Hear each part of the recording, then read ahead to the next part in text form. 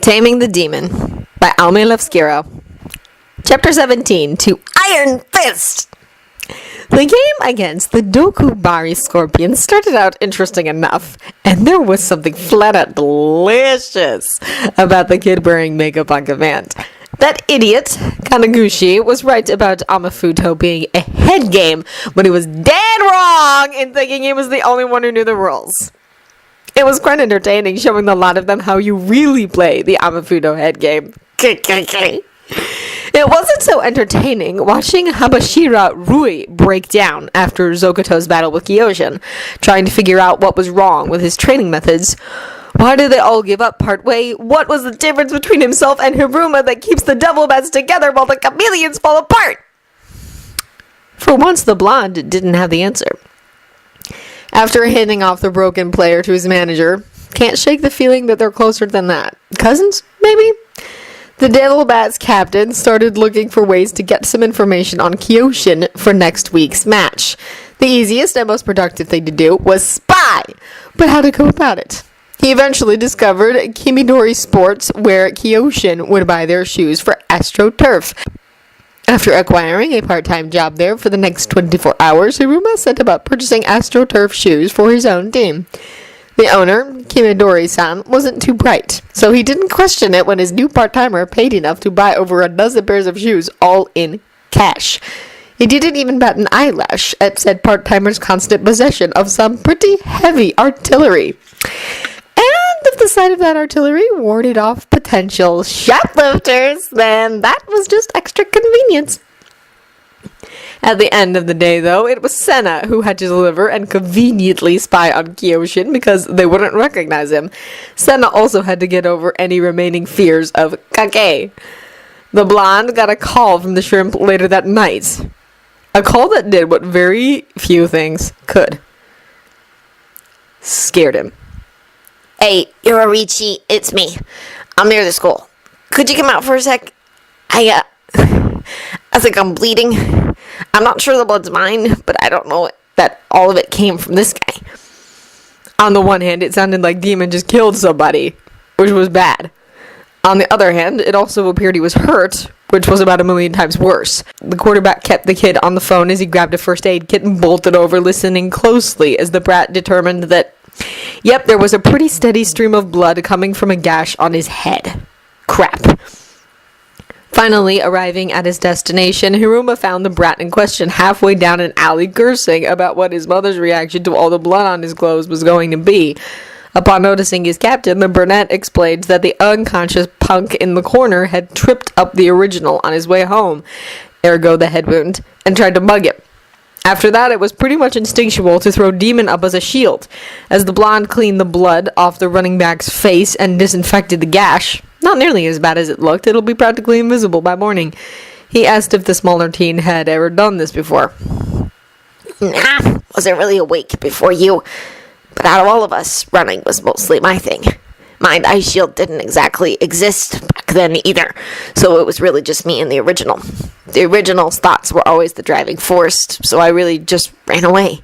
But today was different. Today he let me out, and I could decide not to run. So I didn't.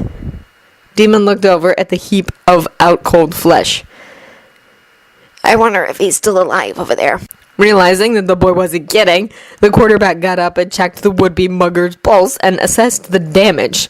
Broken nose, bruises blossoming all over his face, arm bent at a funny angle, and the way he was curled up into himself suggested bruised, maybe broken ribs. But he would live. Turning back to Demon, who suggested leaving the bunk right where he was, Hiruma called in an anonymous tip to the cops so they would find him.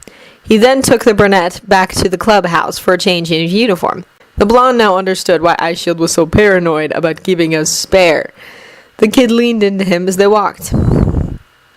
It's kind of hard to sleep without you, you know. The original is mostly fine because he's home and he grew up this way, but Ice Shield and me, it's all we know. You're all we know. It's a pain in the ass sometimes rolling over and finding you're not there. Hiruma tugged the boy into the clubhouse to get him cleaned up. He hadn't realized how much the two alter egos had developed due to his influence.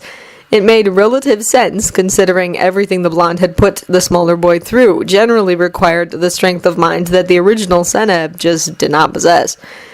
Commenting on how Demon was unusually chatty tonight, the quarterback got the spare uniform out of his ace player's locker. He was promptly told that the rage persona was going to be as chatty as he damn well liked until the adrenaline wore off. Recognizing that the smaller team was upset about his lack of appropriate response, the second year made a casual observation that he hadn't been sleeping all that great himself since they came back to Tokyo. It just seemed to be extra cold at night in a way that had nothing to do with the season. Apparently satisfied, the brunette hung up the towel he had used to clean the blood off his neck on the drying rack. The blonde took one look at the shit-eating grin on Demon's face and knew the boy wasn't going to lift a finger to undress himself. Rolling his eyes, he dragged the boy forward by his collar and started undoing the buttons and shoving the shirt off the thin pair of shoulders. After manually stripping the boy down to his skivvies, he almost expected the brat to jump him. The brunette, however, seemed to be feeling the effects of the blood loss by now and was looking a little woozy. A tad put out by the lack of action, Hiruma redressed the boy and asked about what he had learned today at Kyoshin.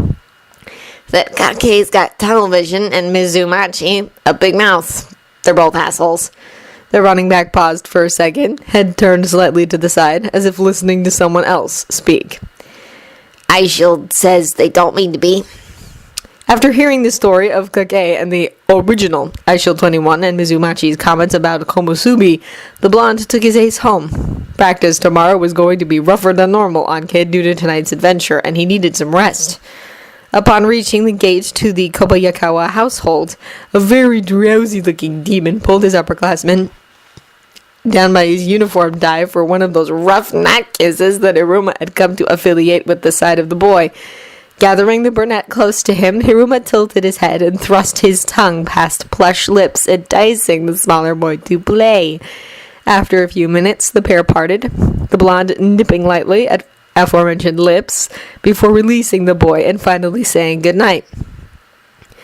After watching the boy make his way into the house, the strategist turned and walked off, grinning and feeling that life was really good right now. The next morning, Komusubi was missing.